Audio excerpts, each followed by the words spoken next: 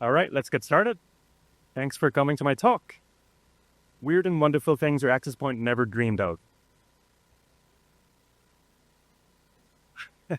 Yeah, this guy said I smell good, so you should come closer and enjoy that. Yeah, come up closer. It's not very loud here, so. It's very loud right here. It's not loud down there. It's perfect up here. All right, so the idea I had, it was a few years ago. I was playing around with some basic Wi-Fi hacking stuff, and I realized like how low level you can actually go. And I had way too much fun with it, and I thought I'd share with you guys some of the fun I had. And yeah, it's for fun and certainly not profit, because it's ridiculous. Like, it's not really very useful, but it's a lot of fun and interesting to see very alternative ways you can use Wi-Fi if you don't bother with access points or association or any kind of retransmissions. All the stuff you get from the higher layers, just drop that. You can do some stuff that's more like ham radio kind of, that's more low level. So it turns out it's possible to send like frames with very little overhead, very few headers.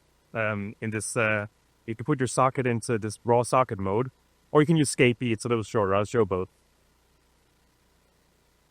So I'm mostly going to be showing some CLI demos, and I'll be showing you some code. It's all code that mostly fits, at least the first couple of them, mostly fit on one screen. It's like short code, just to see, just get an idea of the way too much fun I had when I was playing around with this stuff. And I'll show in Wireshark that it's actually going out on the air. So I have a couple of these. I have another one here that allow injection of raw 802.11 frames. So the first, I just show you like the absolute, I think, most bare bones. How can you just send a frame and receive a frame with as few lines as possible? And I'll use that to do something like airdrop. I won't call it airdrop, I'll call it file drop. And I'll show a walkie-talkie idea, which is a similar idea. And then Meshtastic, I don't know if any of you to play with that. It's an interesting network, mesh network that doesn't use Wi-Fi at all, but you can kind of shoehorn it in to use Wi-Fi, and that's what I'm going to show. And then Wi-Fi FS is another interesting idea of a completely alternative view of Wi-Fi, different way than Wireshark. Okay, so first of all, the simplest possible. I think at least this is the most minimal 802.11 frame possible. Just use the socket mode or use Scapy. I'll show you both. So here's some code that transmits. I open a socket and bind it to my Wi-Fi interface. There's a few headers unnecessary, like a source, destination, and what access point you're connected to. And so I just made up some headers there. And there's some radio that, because of the way injection works, you do need to add another kind of a header for the injection to even happen, but that isn't actually transmitted, that part. And there's some very minimal 802.11 header you need. So I just, hard-coded that. But actually, this is the header that includes the source, destination, and so on. And then send. So let's try it. So by here. This tab I'll be transmitting. Probably sending now. And in this tab, I'll be receiving. Hello world. Okay. That was what we saw here, and with a number that comes after. Oh, I should share the receive as well, of course. Receive is even simpler. Again, open a raw socket, and then just call receive, how many bytes, like up to that many bytes you want. But then you need to peel away the header, and then you're good to go. You got completely raw packets. But I mean, obviously, there's no retransmission. If the listen device doesn't get it, it just doesn't get it. There's nothing to know whether the frame actually went through, and there's no security, no anything. It was, you have like all the normal niceties of Wi-Fi. So it's more like a very basic radio, right? Here's the Scapy version. So Scapy is a Python library that makes it a little nicer, so you don't have to deal with this sort of bytes manipulation. So a transmitter with Scapy, it has this funny syntax actually with slashes. That's a little weird. but you basically, yeah, very few lines, call send its function in Scapy, and there you go. You get same. Let me run that one. Simple Scapy transmitter. Oh wait, this is a receiver. Go over here to the transmitter. Simple Scapy. Transmit. Then a receiver. Yeah, starting from 0 again. See the same kind of facts. Okay, so that's the very basics. It's baseline. Oh, take that and you could build all kinds of weird things. Like that's the great thing about AirDrop is you don't have to be on the same access point. You don't have to have like authenticated and connected and so on. You can just use two completely unrelated devices, and as long as both agree to be in send and receive mode, they work. I mean, Apple's AirDrop, right? So I just wish something like that existed for other things in Apple. And it's pretty easy to craft something like that. Here's a really simple version that that doesn't have any retransmission, doesn't have anything you probably want, but it works. So the sender, the transmitter, again, I do the same. I open the Wi-Fi interface. I could have used Scapy, would have been a bit shorter. I open a file. I read from the file. Read back to the file. Packet it up with the headers and so on, and call send, because that's the basic idea. I could open a file. I read the whole file into memory here. Actually, that's what I did, right? And then I'm like looping over those bytes of the file and sending them out. There's a limit. You can't send a megabyte in one frame. A frame can max to like 2K or something. So that's why I'm doing like that. And on the receive side, very similar. Opening it in raw mode, receiving, and I'm doing a little bit of I made my own little header because I don't want to just receive any random frames that's going around. I want to make sure it's the frame that I intended to receive. So I put a little magic number in the beginning of the frame to see like, oh, is this a frame that's part of my mini file pop here? So anyway, let's try it out.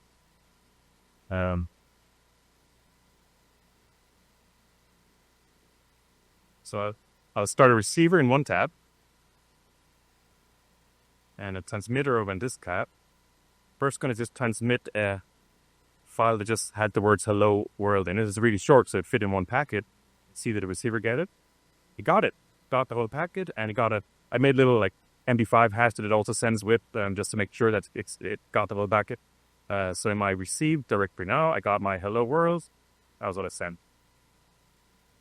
It gets tricky. Like it's fine for tiny things, right? But when you have bigger files, like this picture of cat, sent 30 packets. Let's see over here. We got it received. Packet by packet, but it only got 96% of them. I didn't get all 30 packets. So, okay, it's pretty good still. We got, actually, looks all right. It got a viewable file. There's going to be some missing bits in that file. There's going to be some missing chunks. So I could just retransmit it. I made it so that just run it again.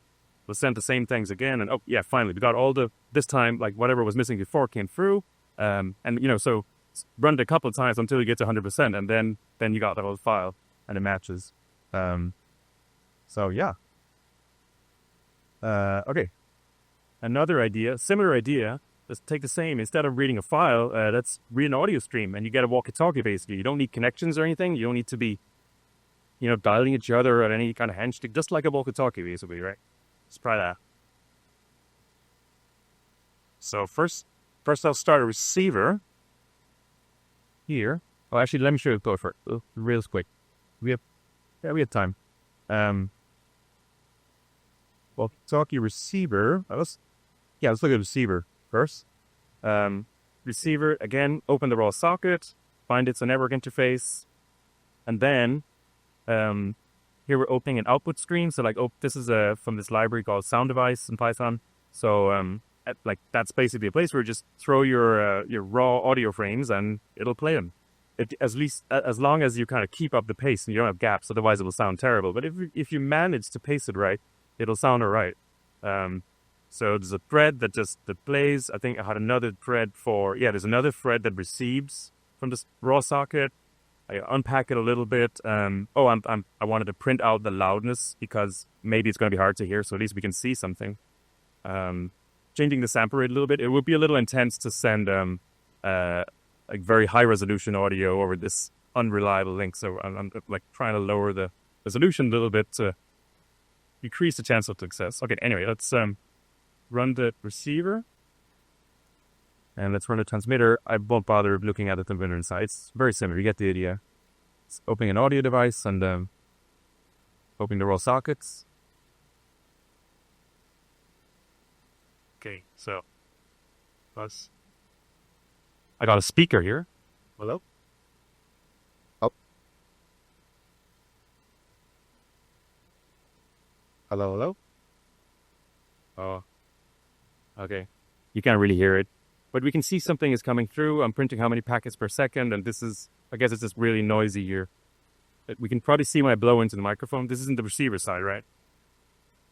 The meter shows that there's more volume here. But it doesn't.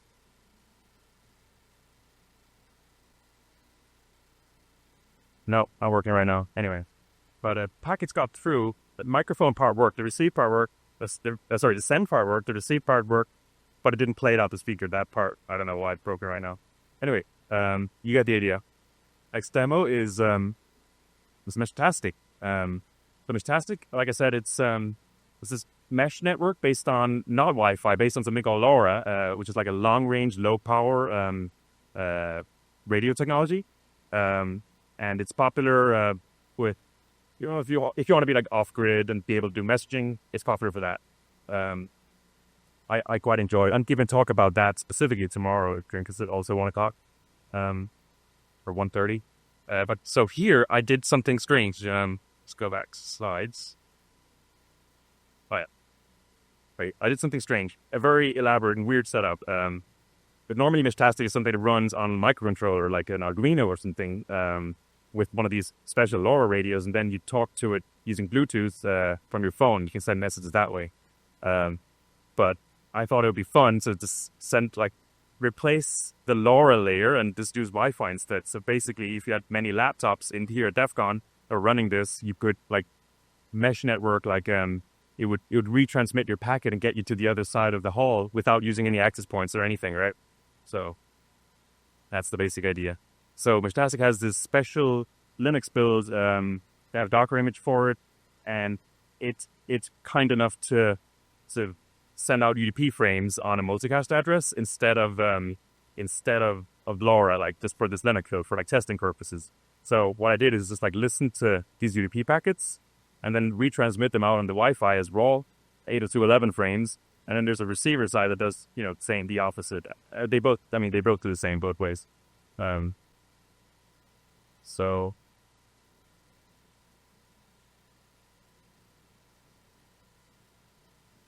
script for this is basically have the familiar open the raw socket thing, and then I'm also doing something complicated to get the Scapy for that, to get the packets from the multicast address. A similar idea.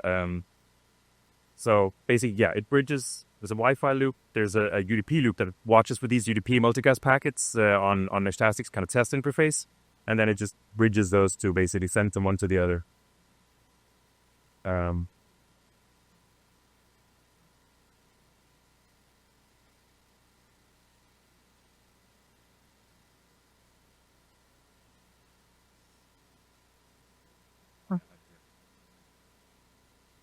Oh, actually, first let me show you. So Meshtastic it's normally a phone app, like I said, but they have this web interface, which you could also use with the microcontroller based one, same kind of web interface.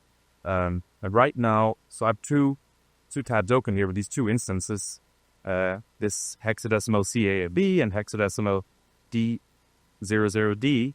And if I write hello here from you do the cafe, oh wait, hello was my, great, let me just refresh, I'm bleeding here.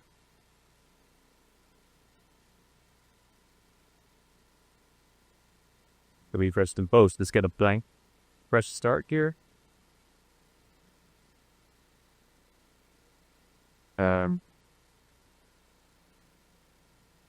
Okay, this is what I wanted. I'm sending it from one. It's not coming to the other because I'm not running the bridge, right? But they're two isolated Docker containers. They're not connected right now, so they cannot speak Meshtastic. So if we run our bridge script that I showed you before,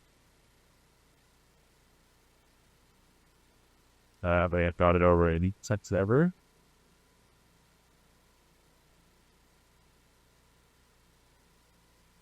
running the bridge script for one of the Meshtastic containers, and I'm going to run it for the other one.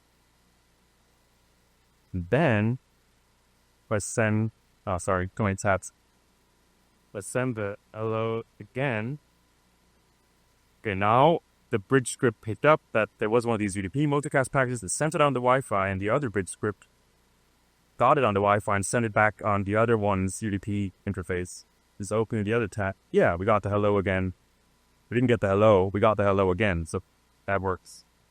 Send the other way. Hi. We got the hi the other way. So theoretically, I should show you the proof. This is actually happening. If I restart my Wireshark over here. So it's just capturing right now, and I'm just filtering it for the word mesh because I used that as my magic number in the beginning of my packets. Send a message. Hi. There we go. And then it came out on the Wi-Fi interface, back into the other Wi-Fi interface, and yeah, it's encrypted. Like the Meshtastic is encrypted, so you wouldn't see a plain text here. And there's 2 packets because it has ACKs. It has the retransmission stuff kind of at that layer, right? So you got that. All right, the last demo is sites. Is this thing Wi-Fi FS? So Fuse is this amazing technology I've had way too much fun with. It allows you, with really simple code, to make your own file system, basically. Use this Python package, you implement this interface they've defined. They expect there to be a read directory function where you return what directories there should be in this file system, and a read function. So if the OS wants to open a certain file path, what bytes should we return to the OS? And super simple interface. So you can imagine how we could plug this in with Scapy to get a kind of a file system view of the Wi-Fi around us. So let's do that.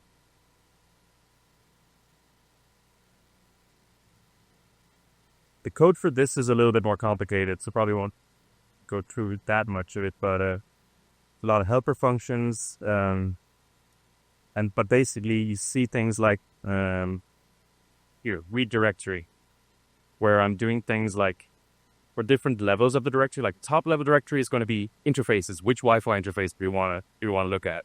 It's going to be channels, and it's going to be you'll see in a minute. But the point is, it's so nice and easy to implement these Fuse file systems. We just implement these read directory and get attributes. Is a sensible file system function.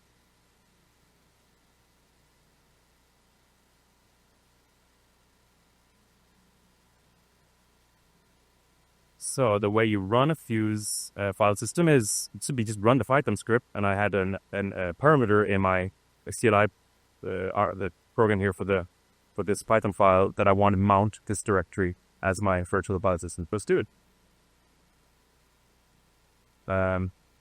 So that's this mount directory here. So let's look in your file browser. Okay, I got 2 Wi-Fi interfaces. Let's look at my USD one. Boom! It was like it called the read dir function of the subdirectory under my USD one Wi-Fi interface. So it wanted to enumerate all channels, and also I guess the file browser likes to go into every, or it goes into every folder. So every time a channel folder is accessed, it switches channel. That's how I've set it up, right? So let's go under channel 6 and initiate. So now it's switched to channel 6. Like when I go into a directory, the Fuse file system function gets invoked for read that directory, and it sees, okay, I need to change channel. So it went to channel 6 now. And it's constantly monitoring for packets. If I press F5, here we go, got new packets. As I refresh, I'll be getting more and more SSIDs. So these are access points, basically, or at least the packets that had that MAC address in their BSSID field. And also it collects the broadcast packets with the beacons, the beacon packets for the access points, puts on the mains. You'll see here's the RF villages, one of the CTFs, for example. So we could go in there. And then it just makes a file for each packet it's captured. So this is an alternative way. Wireshark is probably a lot better for this. but it's just a different way to do it. So you can do interesting things with this. Like, you can say here, I'm just LSing a directory, right? But let's transmit something. Oh, let's transmit something. I'm just like transmitting my first example, the Scapy hello world, on channel 6. And so if I go into if I CD into that directory of my Wi-Fi FS, I'm now in the channel 6 directory. LS, I get all the directories with SSIDs. If I grep for that, like this example over here, the Scapy example, it was just transmitting hello world, right? Then I could just grep in the file system like I would grep in any other file system. And there's probably hundreds of megabytes already, because it's just capturing whatever packets comes by it, right? And you got file. There's some garbage in the beginning. It's just the file name, first of all. And then there's some garbage, because that's, well, what looks like garbage here. That's the headers stuff, right? And then we got the actual, the minimal headers there are. Has to be some, right? And then we got our actual contents that we transmitted. So a different way to filter packets, an alternative to Wireshark. Probably not better, but it was fun. And that's it. If anyone has any questions, I'll be happy to answer them. Yeah. Is there what, sorry? Oh, I'm sorry. No, I'll upload it after this talk. Yeah, I didn't upload it yet. I will.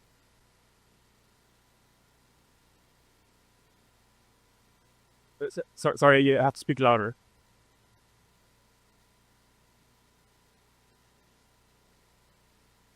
Do you mean whether there are other protocols that kind of go lower level like this? I don't really know, actually, but I'd imagine something like AirDrop, they probably wrote their own, standards, probably in a similar way, but I don't really know what Apple did there.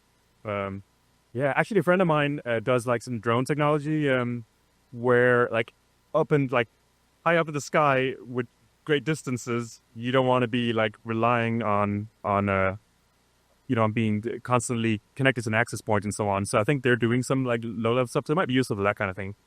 So, yes.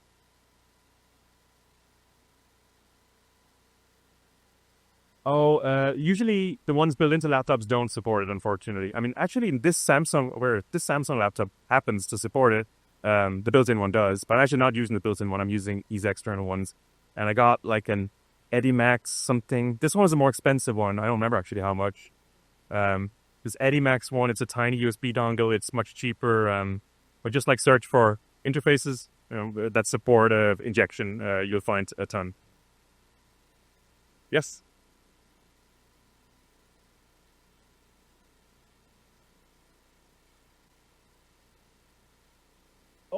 Oh yeah, I was experimenting on several computers. Is that what you meant?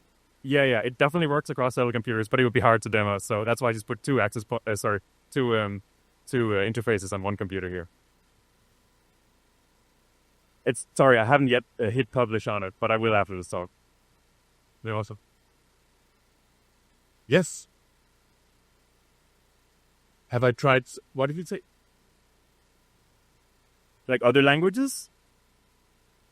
Than Python, or so I couldn't fight here. Oh, MicroPython. Oh, huh. That'd be interesting, like on an embedded device or something.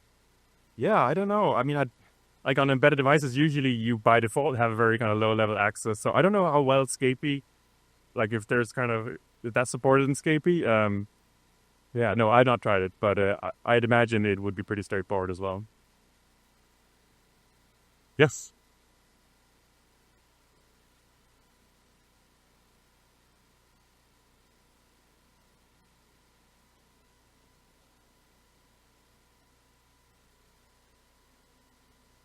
Oh, yeah. Oh, sorry, I should have been repeating the question. So you were asking, could we bridge any kind of TCP system, like any systems, like other protocols than Meshtastic? Yeah, in theory, but then you might as well just use normal access point because they did all the hard work of like, and TCP, like TCP itself, does retransmission. So you might as well not use this for that. It's not really meant for that. All right. Thanks for your attention.